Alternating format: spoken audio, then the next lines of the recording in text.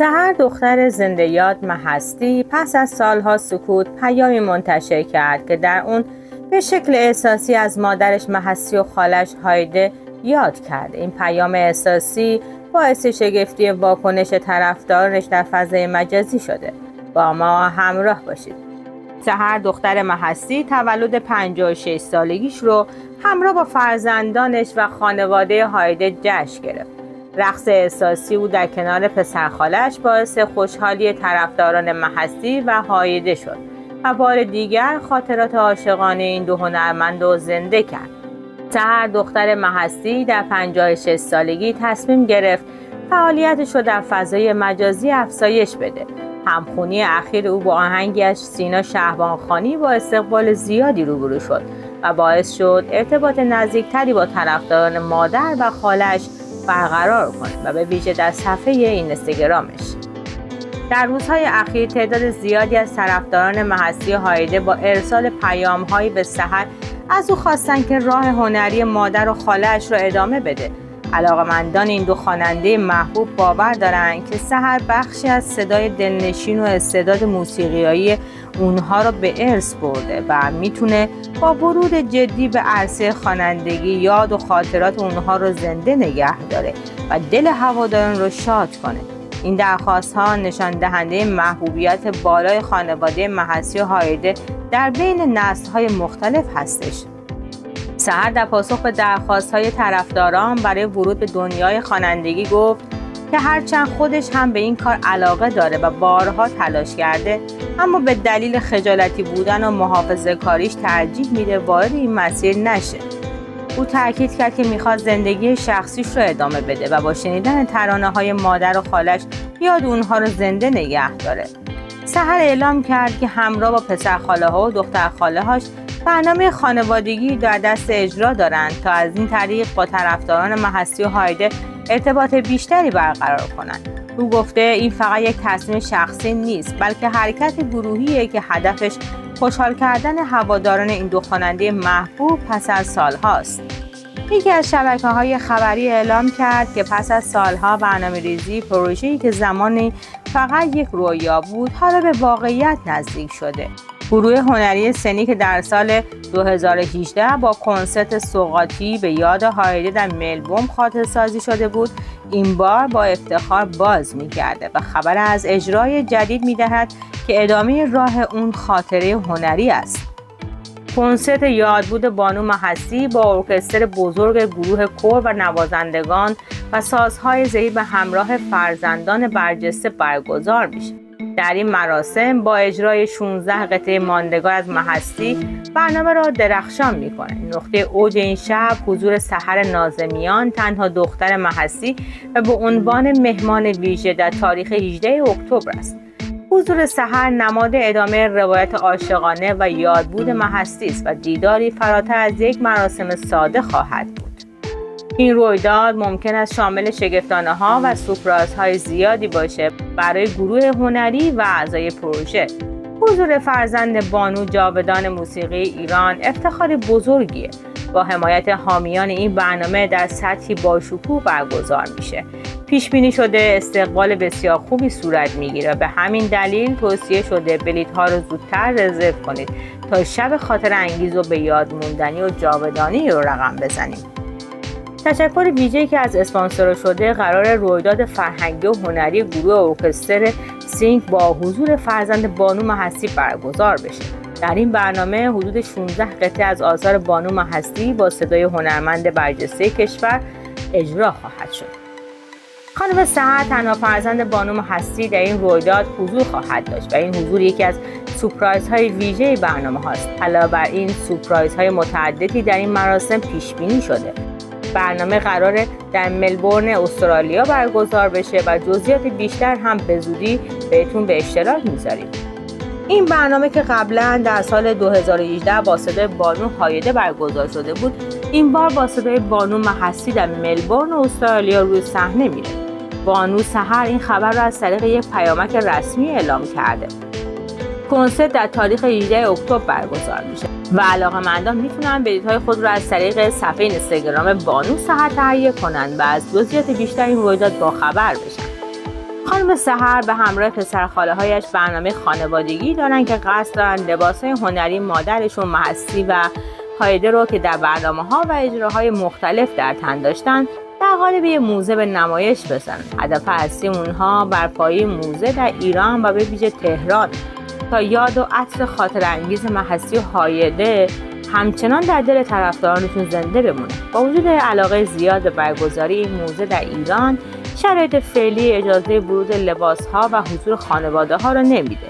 همچنین پیشنهاد برگزاری موزه در دبی به اونها شده بود که به دلیل تعصب به وطن و اهمیت یادآوری در ایران این پیشنهاد را رد کرد و تاکید دارند که تا زمانی که امکان برگزاری در تهران فراهم نشد این پروژه را به تعویق بندازند.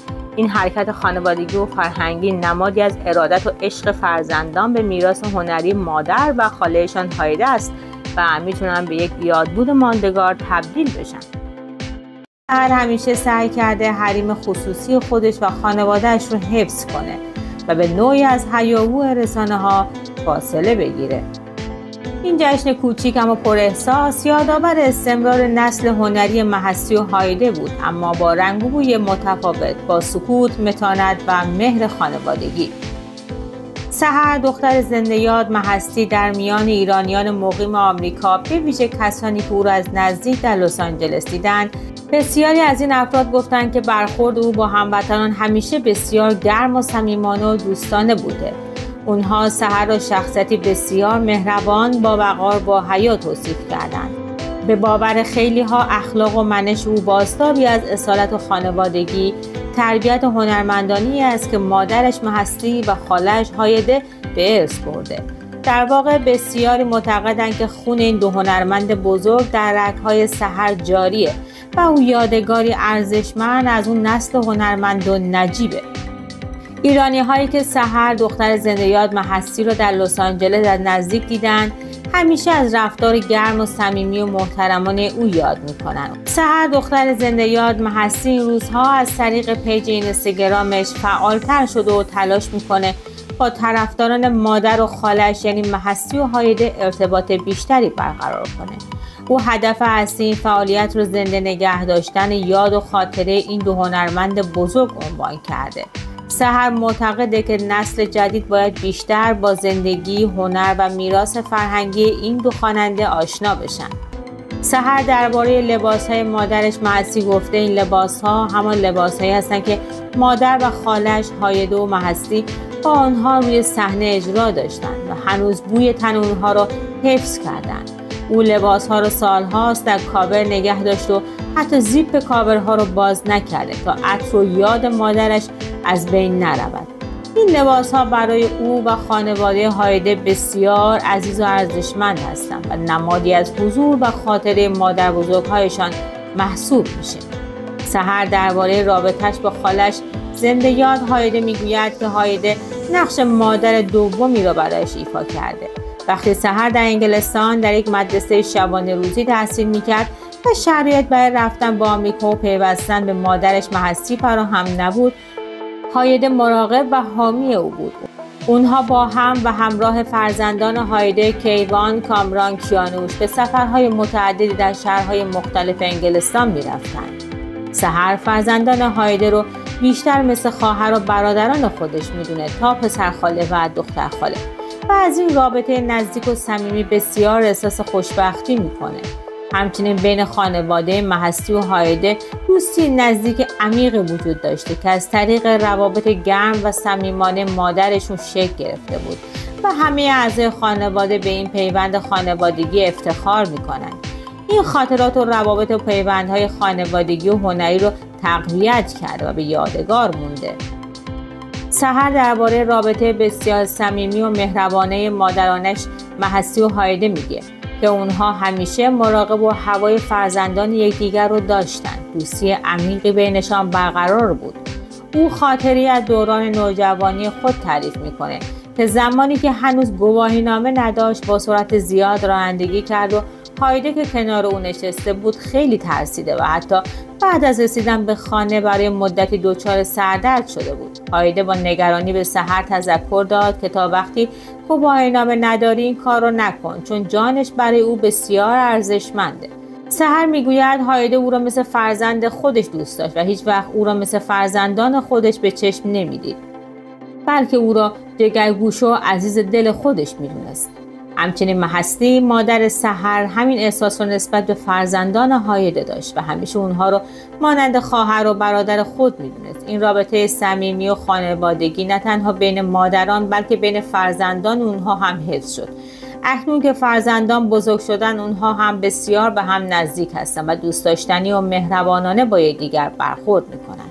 این پیوند خانوادگی و دوستی و عمیق نشون دهنده محبت و احترام متقابل بین دو خانواده هنرمند است که نسل به نسل منتقل شده. حالا خوبی روبرو شد. برخی به او پیشنهاد کردند که خودش نیز خوانندگی کند و راه مادر و خاله‌اش محسی و هایده رو دنبال کند، اما سحر به خاطر شرم و حیا و تعهداتی که دارد فعلا قصد خوانندگی ندارد. با این حال او که اکنون 56 سالش هست هنوز جوان و پر انرژی بوده و ممکنه در آینده تصمیم بگیره مسیر موسیقی مادر و خاله‌اش رو ادامه بده.